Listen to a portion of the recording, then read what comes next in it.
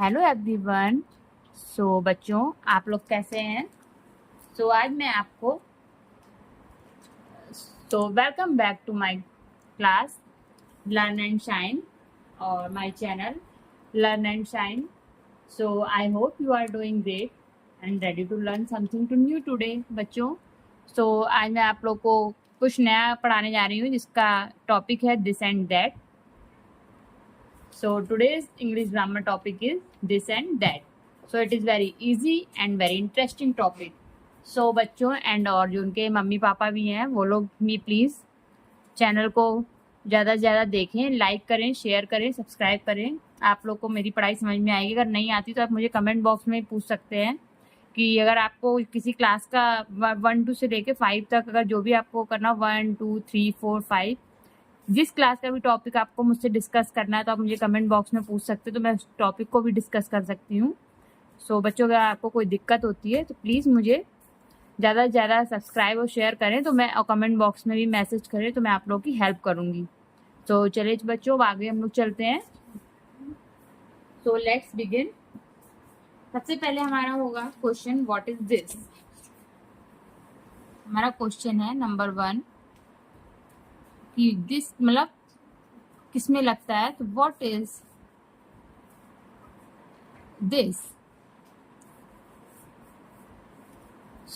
इसका आंसर होगा स्टूडेंट्स, जो दिस होता है वो हमेशा हम लोग जो थिंग्स होती है या कोई भी एनिमल है कुछ भी, तो जो नियर होते हैं उनके लिए लगाते हैं this.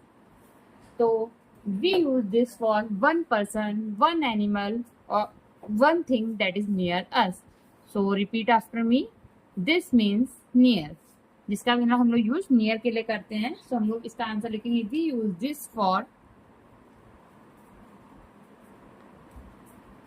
we use this for one person,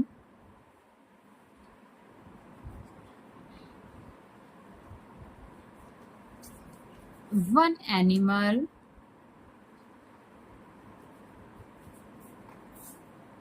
one thing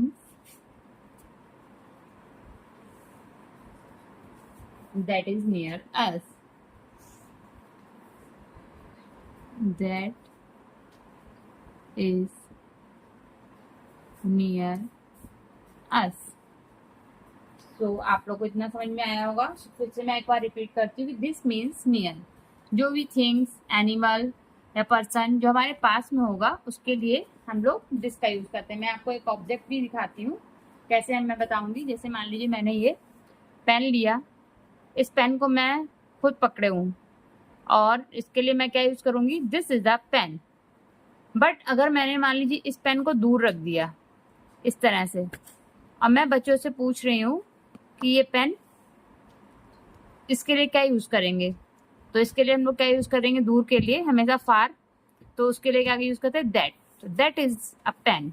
इस तरह से हम लोग ऑब्जेक्ट का भी यूज कर सकते हैं। जैसे मान लीजिए ये मैंने गेम एक लिया, मैं बता रही हूँ आप लोग को, मैं ये गेम मैंने लिया, इसको मैं पूछ रही हूँ कि इसमें दिस लगाएंगे या दैट। तो आप बच्चों से इस तरह से ऑब्जेक्ट में भी पूछ सकते हैं कि इसमें दिस यूज होगा या दैट। तो अगर आप किसी चीज को उसको पास से दिखा रहे हैं या पास में आपने उसके रख दी तो दिस का यूज। एंड मान लीजिए आपने इसको अपनी ड्रॉज में रख दी या फिर दूर थोड़ा सा रख दिया, तो आप पूछेंगे तो उसके लिए क्या हम लोग यूज करेंगे, दूर के लिए दैट, फार जिसको हम लोग बोलते हैं, और पास के लिए दिस। चिल्ड्रंस, आप लोग को जहाँ ना समझ में आए दिस और दैट का यूज, तो आप मुझे कमेंट बॉक्स में एक बार फिर से कर सकते हो, तो मैं आपको फिर से पढ़ा दूंगी। ये मैं फिर से इसीलिए मैं दोबारा रिपीट कर रही हूँ, एक एक क्लास का लेके चल रही हूँ कि शायद आप लोग को नहीं समझ में आ रहा है। इसके मैं एग्जाम्पल भी आप लोग को बताती हूँ। Example, this is a book, और इसके मैं ऑब्जेक्ट भी बना के दिखाऊंगी। This is a book.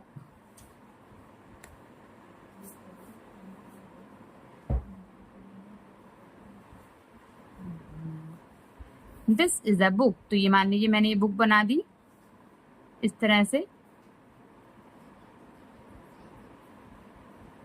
ऐसे, और ये मैंने बुक बना दी, तो ये हमारी पास हो गई। और इसका एग्जाम्पल हम लोग लेंगे, this is a pencil. I hope understand बच्चों। This is a pencil. इसमें आप लोग ये देखिए इस तरह से, this is a pencil, this is a boy, this is a boy. तो ये आपका हो गया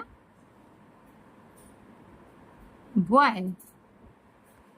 इसके बाद हम लोग this is an apple.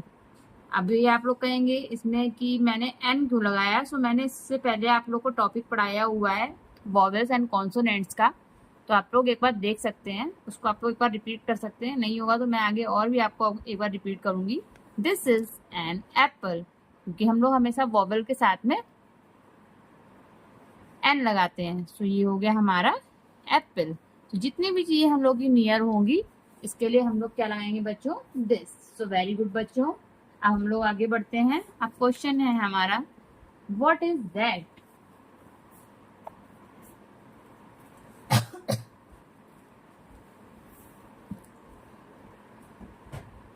What is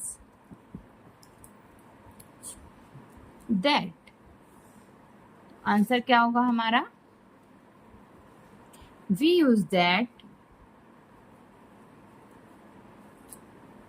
for, we use that for one person,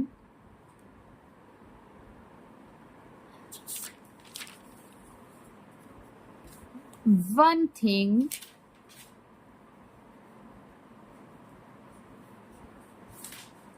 one animal, or one animal that is far from us, that is far from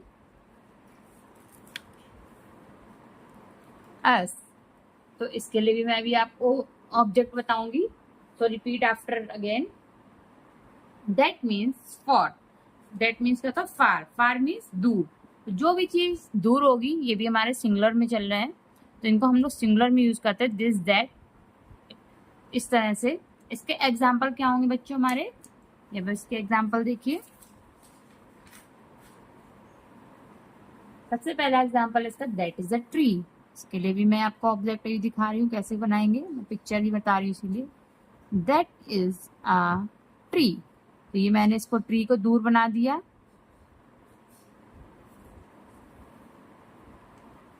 इसके बाद है हमारा दैट इज अ बस, दैट इज अ बस, मैंने बस इसको दूर बना दी।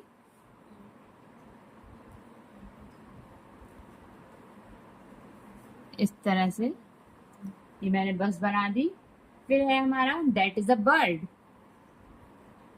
That is a bird. ये हमेशा एक ही चीज के लिए यूज करेंगे, अभी मैंने आपको लिखवा दिया डेफिनेशन में।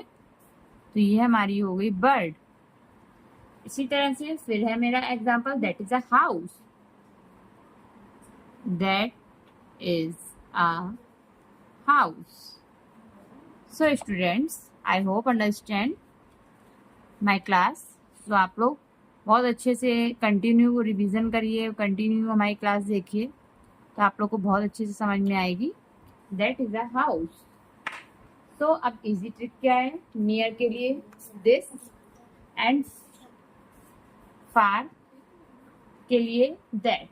So it with me again, very easy, let's practice.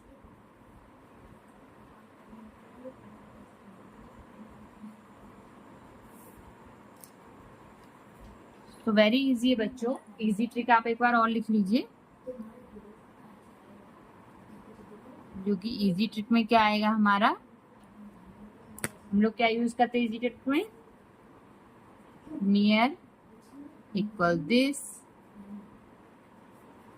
and far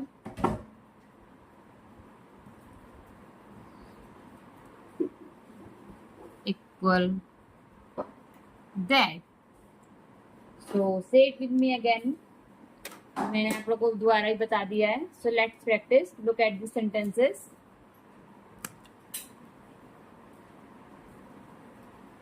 हमारा है प्रैक्टिस क्वेश्चन है हमारे.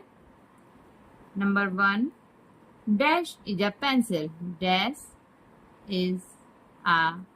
अब ये बताइएगा, मैं आपको ऑब्जेक्ट भी बना के दिखाऊंगी कि कौन से पास है और कौन से दूर है. Dash is a pencil. तो बताइएगा बच्चों इसमें क्या लगेगा. Number 2, dash is a tree.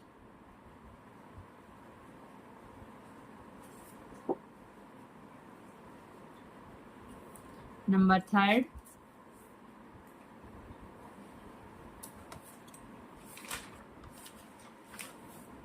Dash is my bag. Number 3 है हमारा dash is my bag.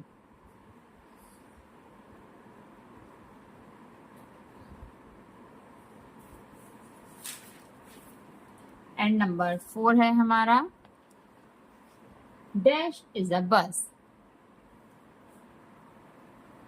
So students, आप लोग को बताना है कि इसमें क्या आएगा. सबसे पहले आप लोग थिंग्स देखिए कि मैंने कहाँ कहाँ बनाई हुई है, कौन सी फार है और कौन सी नियर है. तो इस तरह से आप लोग को समझ में आ जाएगा जो फार होगी, और ये एरो से भी समझ में आ जाएगा. सो सबसे पहले है हमारा डैश इज अ पेंसिल. ये हमारी क्या है, नियर. तो इसके लिए क्या लगाएंगे बच्चों, दिस. Very good. अब ये क्या है, डैश इज अ ट्री. ये कहाँ है हमारा, दूर है. इसके लिए हम लोग क्या लगाएंगे, फार.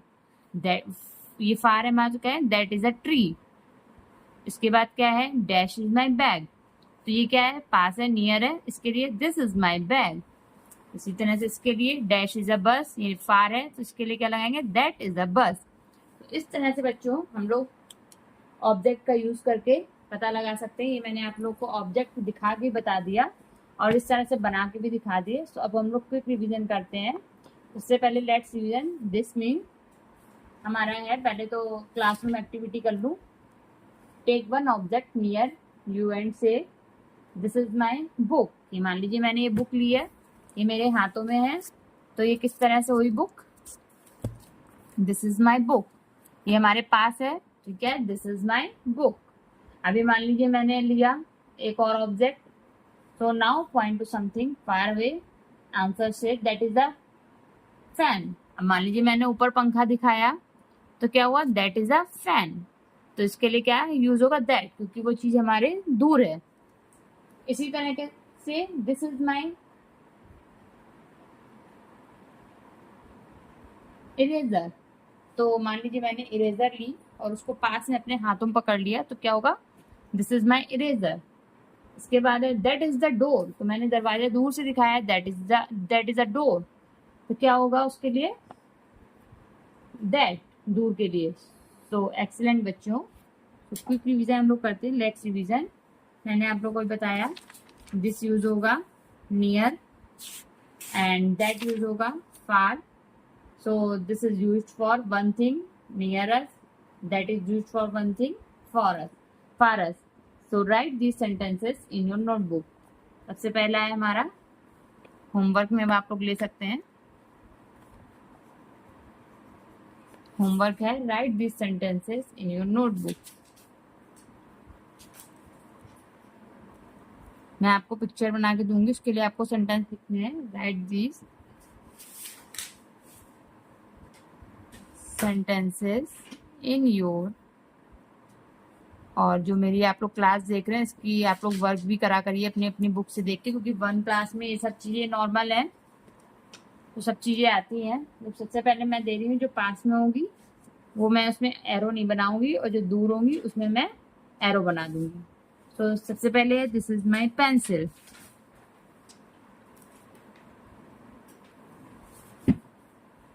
तो आप लोग बच्चों बताइएगा इसमें क्या क्या आएगा ये फिर मैं आप लोग को जब नेक्स्ट क्लास लूँगी तो मैं उसमें आप लोग से पूछूंगी। Dash this is my bag, ये मैंने इधर बना दिया bag.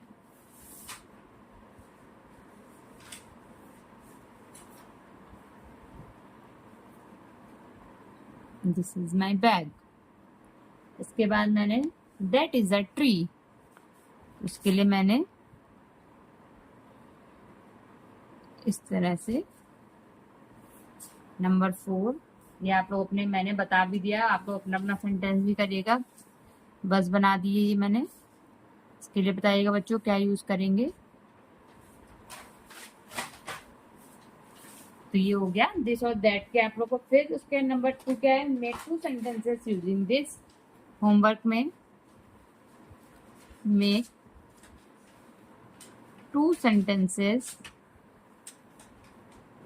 using this and 2 more sentences and 2 more sentences using that. Sentences using that. तो बच्चों अब बस हमारी क्लास एंडिंग हो गई। So that's all for today's class. I hope you understand the use of this and that. So आप लोग को मेरी क्लास समझ में आ रही होगी।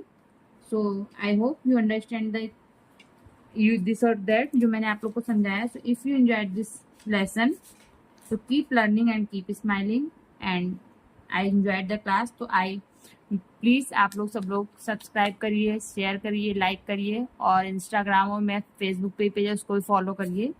सो keep learning, keep smiling and I will see you in the next class. Bye bye बच्चों, थैंक यू।